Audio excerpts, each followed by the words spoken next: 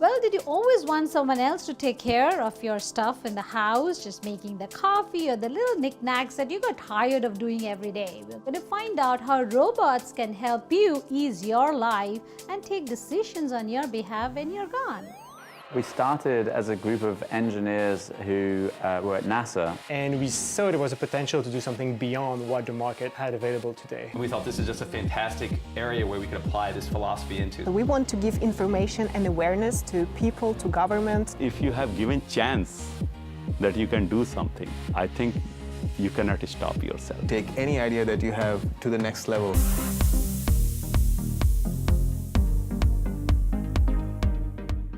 Arshad, it's fascinating to find out that what this little thing can do. First of all, when you thought of making IDO, what was it that you tried to achieve? Right. So coming back to the current state where robotics is right now, I think all of us are used to smartphones and the devices that we're using. But there is a certain limitations. Your smartphone can't interact with you, smartphone can't speak back, and you feel like you're speaking to a machine. And people are bored with that form factor. So what they're looking at and what the consumers want next is some form factor where you can interact with, relate to, has a personality, right? So that's the whole idea behind IDO. So IDO is an interactive device which can be an assistant, an entertainment hub, and a security and automation hub. So these are the three pillars that IDO wants to be. And I think there's a big demand for the product because what our crowdfunding campaign has proven is that we've got a massive backer community behind it and we've got very good PR coverage. So I think this will be the next form factor for the years to come. So people will be looking at the form factor of a mobile robot than a mobile phone or a tablet, which is inanimate. So if I understand you correctly, you wanted phone to be more interactive with you so it can kind of behave like a person that you control, and at the same time that person responds to some of your emotions and other activities. Isn't Siri somewhat like that, that it is a voice that's talking to you, but it's still quite monodirectional, right? Right. I mean, it's a good point. Even if you see Siri and Alexa, these are all devices that are stationary. And even Alexa, for that matter, you can speak to Alexa, but you actually don't see anything coming back from it. It's a cylinder. For all practical purposes, it's a cylinder that speaks, right? Mm-hmm. So you can't attach a personality to it. You can't relate to it as a person. But if you see IDO on the other hand, he has this nice eyes. He can track you around, right? And, it looks like a cute, almost like a pet that, is there with you all the time. So you feel comfortable speaking to it, but at the same time, it's not a toy. There are a lot of toys in the market. This is not a toy. It's a fairly sophisticated device, and it can do an efficient job of most of what you ask it to do. So I would say that's a key motivation behind such a product. And again, most of the people are used to home robots from Jetsons and the various characters in science fiction, R2-D2, WALL-E. So everyone wants to own a robot. So I think most of our backers are also fascinated by robots, and they just want a robot for robot's sake. Well, for most of us, I mean, we understand just the structure and that it speaks and all of that. The technology behind it could be very complex. And perhaps when someone understands the technology, they don't like the robot as much. It's because they almost want it to be so automated that it seems seamless, that, it's just interacting with me without going through all the processes behind. But for understanding it at a deeper level, can you explain the technology and how this is even talking or understanding our emotion? Let's start with the first thing that it does. Coming back to the tech, this is an incredibly complex product, right? So we have emotion recognition, speech recognition. It can understand what you speak. It can speak out.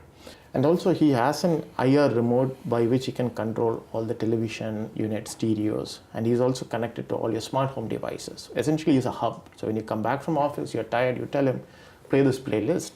He'll play the playlist from your entertainment system. So it's completely integrated. So there are millions of things that this IDO can possibly do, because once you start figuring that it can do this, it can do that, then you just open up so many other things that it can accomplish.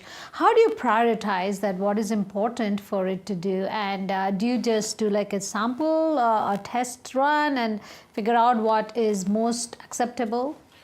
we actually did a lot of user research before we started the campaign. We surveyed over 1,000 users spread all over the world to figure out what they want in a robot, how does he look, what use case do they want in the home.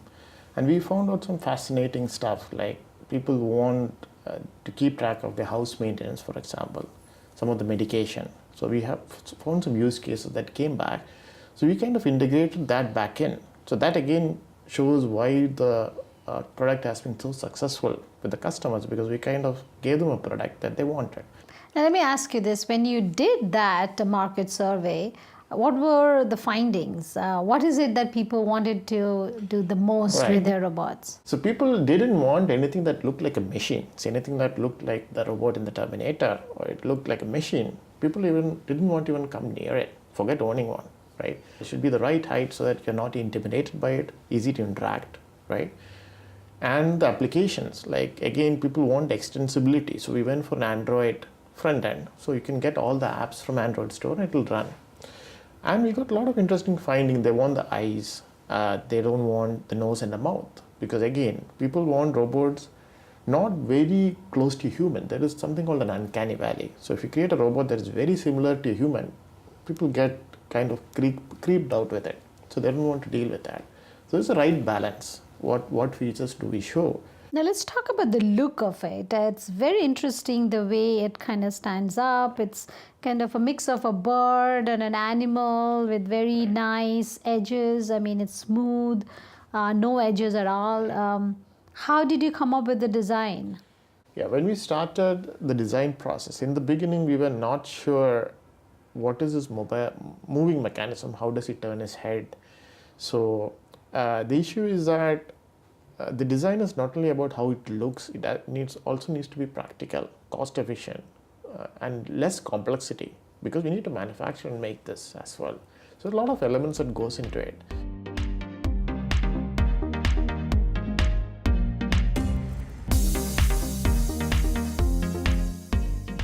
When you actually started using this with your survey sample, what was it about IDO that people most used? In the sense, what is the use case? Or I would say that in terms of a buying decision, people are thinking, if I want to spend X amount of dollar, the first thing is a buying decision. Why would I spend X amount of dollar? What am I getting in return? That's the first decision you're making.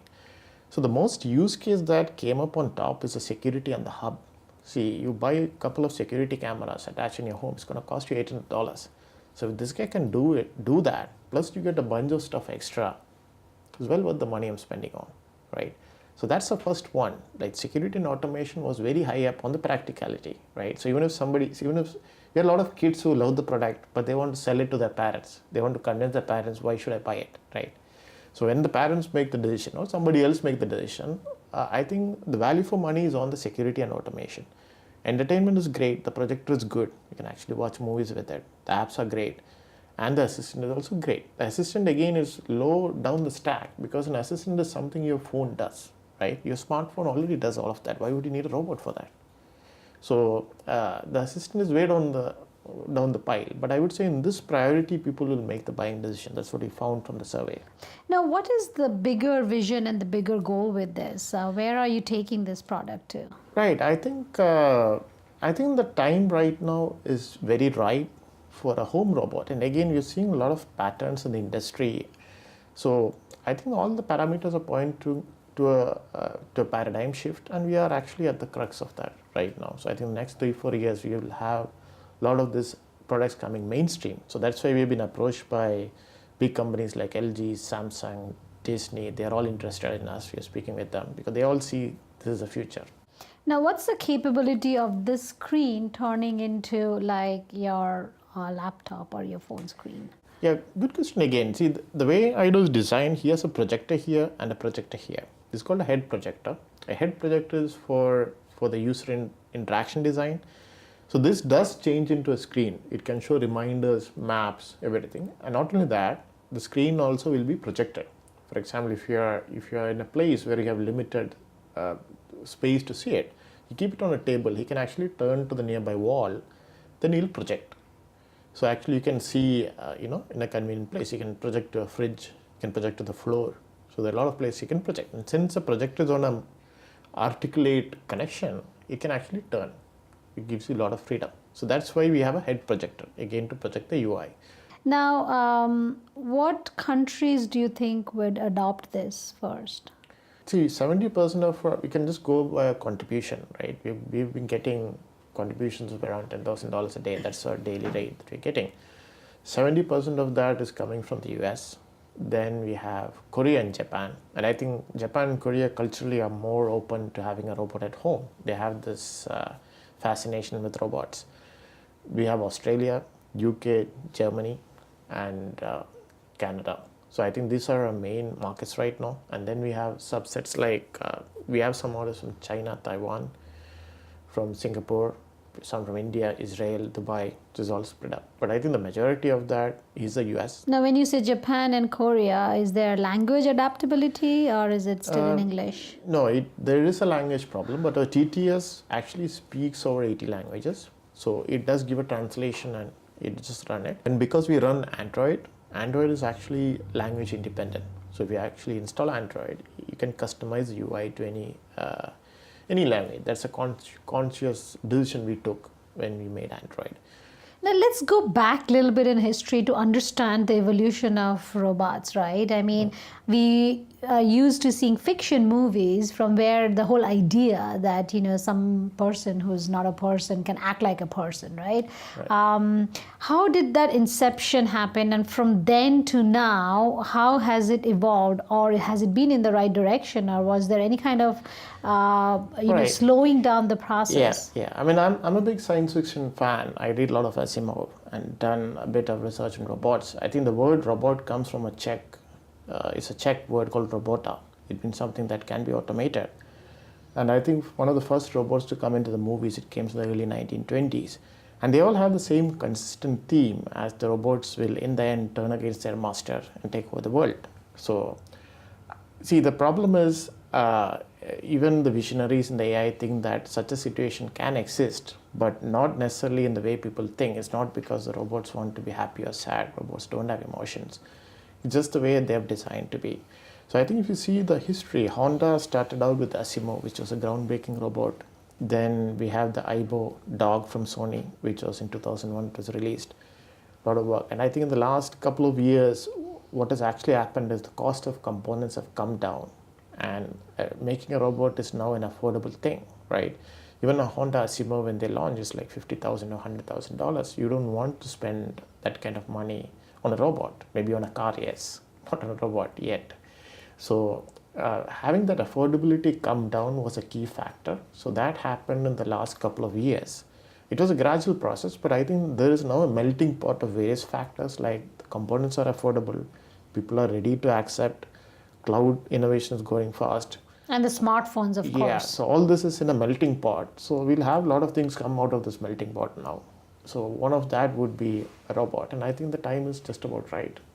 Now, the myth generally between us common people is that robot is specifically for fun. It's something that, it's like a toy. It necessarily is not solving a problem that I have. It's a hobby or some sort of a gadget in the house that I can sort of play with. Yeah, How are you breaking that myth? Yeah, it's a good point you made, because one of the things that people associate with robots, even with very sophisticated robots, is that people like to see robots fail. So if there's a robot designed to do a task, people like to see that fail and crash, and they're very happy. And that has been a common perception. So because of that thing in our head, we are actually so used to seeing robot fails even in the basic task that we don't expect a robot to do some serious work. So that is there. That is changing. So now, the reason again, when we design IDO, we want something that is very practical and utilitarian. It needs to be something that people are ready to use, not a toy. And our price point defines that we are around $1,100. So nobody would buy a toy at that price. So it's definitely a utility, not a toy. So I would say that because of this reason, robots do have a general perception that people don't tend to take them very seriously. But that's changing as the tech gets matured. And again, it goes back to the classic AI problem, like with computers and AI, the hard problems are easy and the easy problems are hard. To give you an example, as a human, we can easily pick up an object and place it on a table. But we can't compute what is the 10th root of a 8-digit number. It's very hard. But a computer can do that very fast. But a computer, even a very powerful one, can't pick up an object and place it on a table. So that's a fundamental thing. AI researchers have found out that, what our brains are actually evolved over a million years is designed to actually do complex tasks. So robots are only catching up on that. So once robots catch up on that, they'll get pretty stable. And, we'll have a much more better interaction with robots.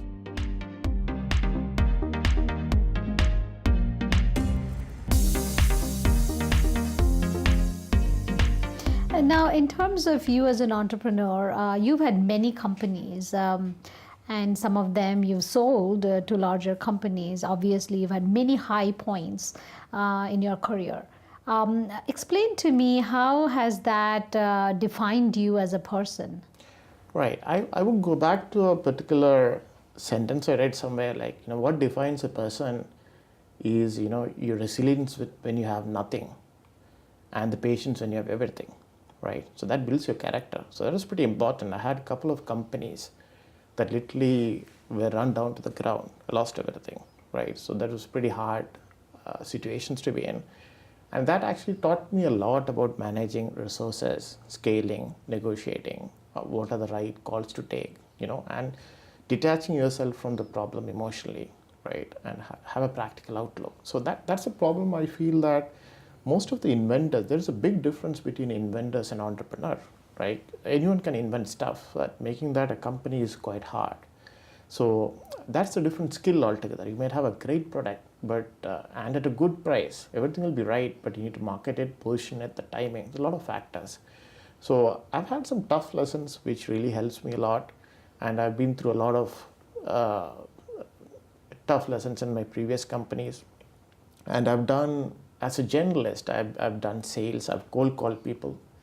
And I remember in one of my earlier companies, I used to call 40, 50 people every day to make a sale. So that will give you a good breadth into how you do sales, how you close a deal, how you manage people, how you do your finances. Because, once you get all that, then you get a better grip of how you can run a company. So going through that experience, I think is necessary. I have an MBA from a tier 1 business school, but I would say I learned a lot from the experience rather than an MBA. So I think that's been one of my key learning. Now, what are some of the tough learnings? I loved the word that resilience when you have nothing and patience when you have everything. That's a great approach. What are some of the other practical things that you could, part as an advice to the new entrepreneurs or inventors, though Right. they are two different people? Yeah, I would say that I think smartness and intelligence is way overrated. You don't have to be super smart or super intelligent. 70% of what it takes to be a successful entrepreneur is pure resilience. You have to be very tough. And I compare this to Muhammad Ali. Like, as a boxer, the reason why he survives till the last round of the ring, he can take the hits and still remain standing.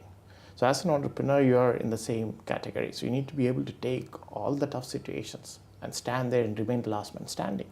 And that's actually the only factor that differentiates most of the successful entrepreneurs with anybody else. So the fact that you have a big fancy degree from MIT or a big MBA, qualifications, spreadsheets, doesn't matter. Super smart, doesn't matter at all.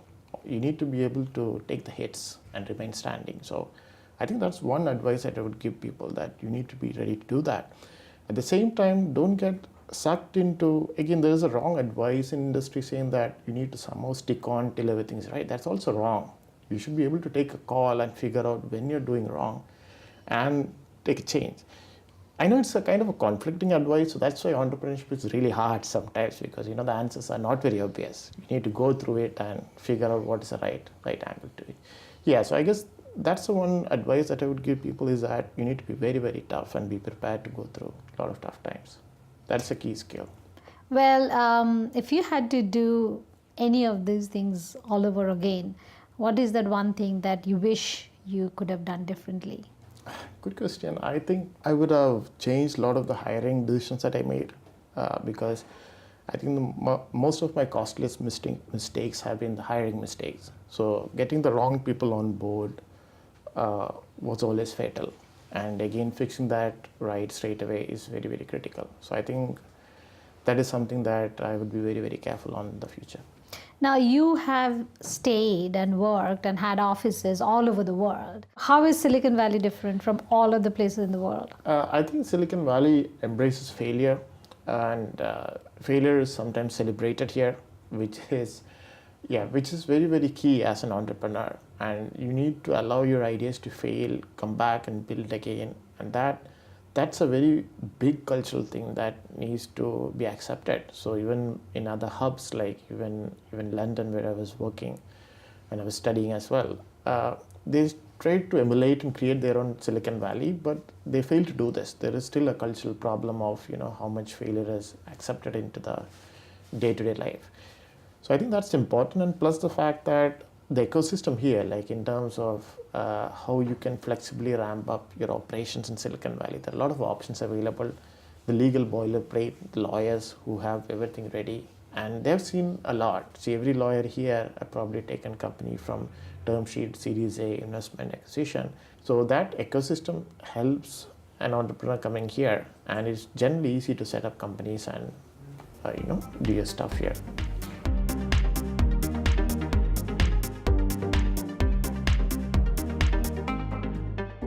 Well, I hope you learned a little bit more about robots and the world of this artificial intelligence that's taking over all of our lives, and very interesting to know what it can and cannot do in our own homes. We'll see you next week, same time, same place on Tomorrow's World. Don't forget to tune in then. And you know what to do till then. Take care of yourself.